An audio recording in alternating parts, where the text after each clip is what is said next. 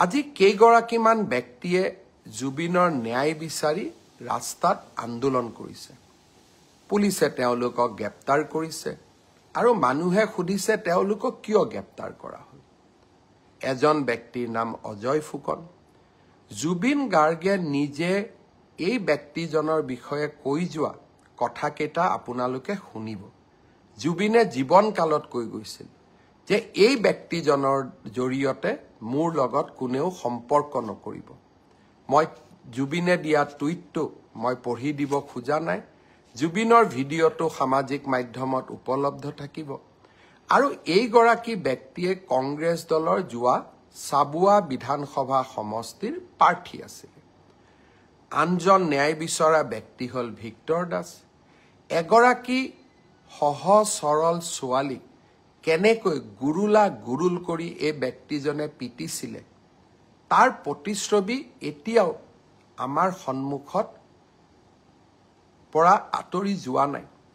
যিদিনাখন এই ব্যক্তিজনে ছোৱালীজনীক গুৰুল কৰি মাৰিছিলে, মই ভাবোঁ সিদিনাখন জুবিনেও কান্দিছিলে আৰু জুবিনেও এই ব্যক্তিজনৰ বিৰুদ্ধে ন্যায় বিচাৰিছিলে।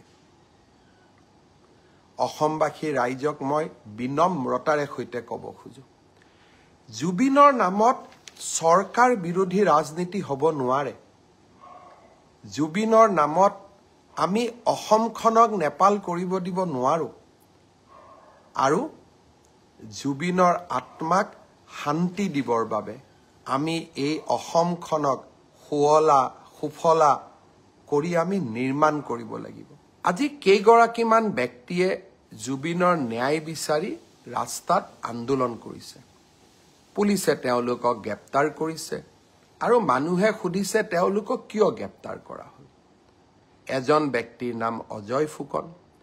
জুবিন গাৰ্গে নিজে এই ব্যক্তিজনৰ বিষয়ে কৈ যোৱা কথাকেইটা আপোনালোকে শুনিব।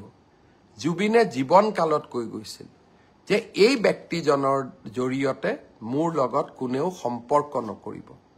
মই জুবিনে দিয়া টুইটটো মই পঢ়ি দিব খোজা নাই। জুবিনৰ ভিডিঅ'টো সামাজিক মাধ্যমত উপলব্ধ থাকিব। আৰু এইগৰাকী ব্যক্তিয়ে কংগ্ৰেছ দলৰ যোৱা চাবুৱা বিধানসভা সমষ্টিৰ প্ৰাৰ্থী আছিল। আনজন ন্যায় বিচৰা ব্যক্তি হ'ল ভিক্টৰ দাস। এগৰাকী সহজ সৰল ছোৱালীক কেনেকৈ গুৰুল কৰি এই ব্যক্তিজনে পিটিছিলে তাৰ প্ৰতিচ্ছবি এতিয়াও আমাৰ সন্মুখত পৰা আঁতৰি যোৱা নাই। যিদিনাখন এই ব্যক্তিজনে ছোৱালীজনীক গুৰুল কৰি মাৰিছিলে, মই ভাবোঁ সিদিনাখন জুবিনেও কান্দিছিলে আৰু জুবিনেও এই ব্যক্তিজনৰ বিৰুদ্ধে ন্যায় বিচাৰিছিলে। অসমবাসী ৰাইজক মই বিনম্ৰতাৰে সৈতে ক'ব খোজো, জুবিনৰ নামত চৰকাৰ বিৰোধী ৰাজনীতি হ'ব নোৱাৰে।